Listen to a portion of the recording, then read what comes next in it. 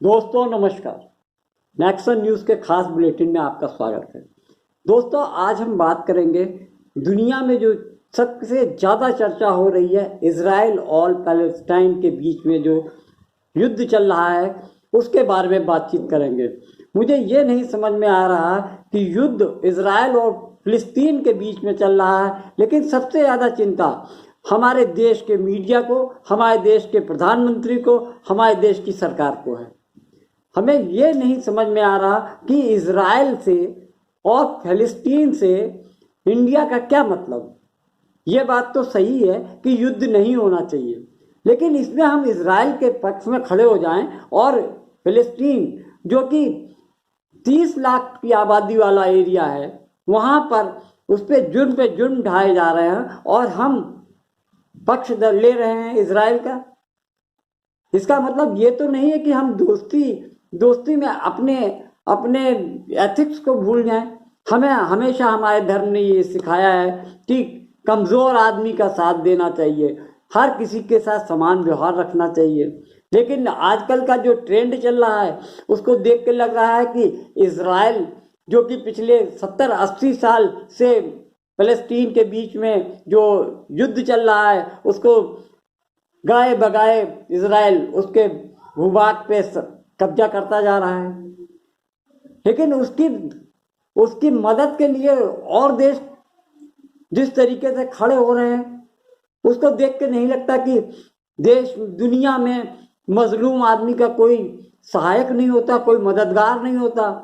दोस्तों इसके पीछे थोड़ी सी डिटेल में जाते हैं कि ये आखिर इजराइल का और भारत का कनेक्शन क्या है। सुना जाता है कि वहाँ पर चित्पावनी नाम के ब्राह्मण रहते थे। ये सैकड़ों साल पुरानी बात है और चित्पावनी ब्राह्मणों के ही जो कुछ पूर्वज या उनके आगे की पीढ़ियाँ हिंदुस्तान चली आई थी और उन्हीं में से एक हैं मोहन भागवत जो आरएसएस के चीफ हैं, ऐसा बताया जाता है। ये बात सैकड़ों साल पुरानी है और अब उसका कोई खास महत्व तो नहीं है, लेकिन लोगों का कहना है कि संघ का इजराइल से बहुत ज़्यादा गहरा लगाव है। वो हर चीज़ में इस तरीके से इजराइल के सपोर्ट में खड़े हो जाते हैं जैसे कि इंडिया का वो खास हिस्सा हो। वो अपने भावनाओं के लिए इंडिया को भी इस्तेमाल कर रहे हैं, भारत की जनता को भी इस्तेमाल कर रहे हैं। जिस तरीके से देश में गोदी मीडिया इजराइल की खबरों को लेकर इजराइल के सपोर्ट में न्यूज़ चला कर डिबेट करा कर ये शो कर रहा है कि वो इंडिया इस समय इजराइल के लिए फुल सपोर्ट कर रहा है। मजे की बात यह है कि प्रधानमंत्री मोदी एक तरफ इजराइल को ये आश्वासन देते हैं कि हम आपके साथ हैं, लेकिन वहीं पे हमारे देश का विदेश मंत्रालय उनके बयान को बिल्कुल उलट देता है और कहता है कि हमें तटस्थ रहना है, हमें इस युद्ध से कुछ भी लेना देना नहीं है। दोस्तों ये इससे अपने देश की जो छवि खराब हो रही है उससे सरकार को कोई लेना देना नहीं। उनको तो सिर्फ अपने भाषणों में कुछ ना कुछ बोलते रहना, इससे हमारे देश की कितनी छवि खराब हो रही है उसको प्रधानमंत्री जी को कोई भी इसकी चीज की चिंता नहीं है। जिस तरीके से जो गोदी मीडिया इस समय इजराइल या गाजा पट्टी में जाकर रिपोर्टिंग कर रहा है, वहाँ पर दुनिया भर में उसकी थू हो रही है। एक अल जजीरा नाम के अखबार ने यह लिखा है कि जितनी भी दुनिया भर की जितनी भी फेक न्यूज़ आ रही है वो सबसे ज़्यादा इंडिया से आ रही है। इससे अपने देश की शान तो बढ़ेगी नहीं, बल्कि इससे शीशा लेदर हो रही है कि एक समय था कि इंडिया को लोग कितने सम्मान और शान से देखते थे। आज ये स्थिति है कि उसकी गिनती फेक न्यूज़ वाले देश से गिनी जा रही है। ये तो बड़े अफसोस की बात है। ये हमारे देश के लिए अफसोस की बात है, ये हमारे देश की सरकार के लिए अफसोस की बात है कि वो फेक न्यूज़ फैलाने में नंबर 1 देश बना जा रहा है।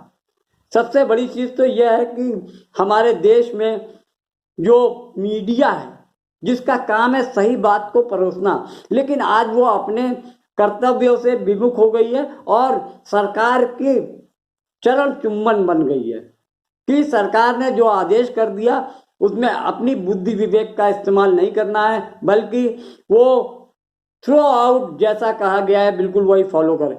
मजे की बात यह है कि हमारे देश की मीडिया के बहुत सारे पत्रकार गाजा पट्टी जाने को इच्छुक दिख रहे हैं, वो भी सरकार के कहने पे, क्योंकि हमारे देश में ना तो इजराइल से कोई लेना देना है और ना गाजा पट्टी से लेना देना है, ना फिलिस्तीन से। एक मानवता के हिसाब से हम लोग को ये देखा जा रहा है कि हमें फिलिस्तीन यानी फिलिस्तीन का साथ देना चाहिए, क्योंकि वो मजलूम है, गरीब है वहाँ। और सबसे बड़ी बात यह है कि हमारे देश की सरकार और संघ परिवार, उसकी सोच इतनी क्रूरतम है कि उसकी कल्पना करना ही बहुत बड़ी बात है।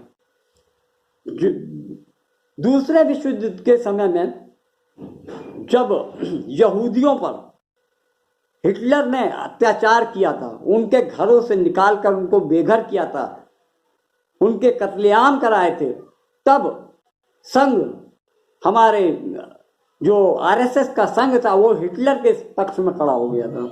अगर वो उस समय मजलूमों के साथ खड़ा होता तो निश्चित तौर पे उसको यहूदियों का साथ देना चाहिए, लेकिन नहीं, उनकी सोच है जो क्रूर है उसका साथ दो, जो या आतताई का शिकार है उसको उसके हाल पे छोड़ दो, बल्कि मजबूत चीज को पकड़ो, ना कि कमजोर दल को।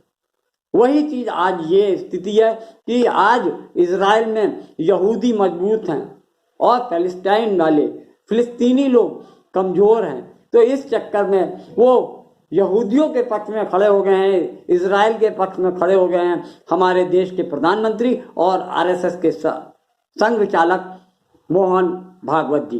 दोस्तों, इस तरीके से जो नीतियां बन रही हैं देश की, उसको उनके हालात को देखते हुए लगता है कि हमारे देश की यही हालात रहे तो हमारे विश्व में के मानचित्र में हमारे भारत का नाम बहुत ही अच्छी छवि से नहीं पहचाना जाएगा। उनको विश्व में ये इमेज बनती जा रही है कि यहाँ पर तो भेड़ चाल है, एक बार सरकार या किसी सत्ता दल ने कह दिया तो मीडिया उसके तलवे चाटने लगता है। दोस्तों, आज के वीडियो में इतना ही। नमस्कार।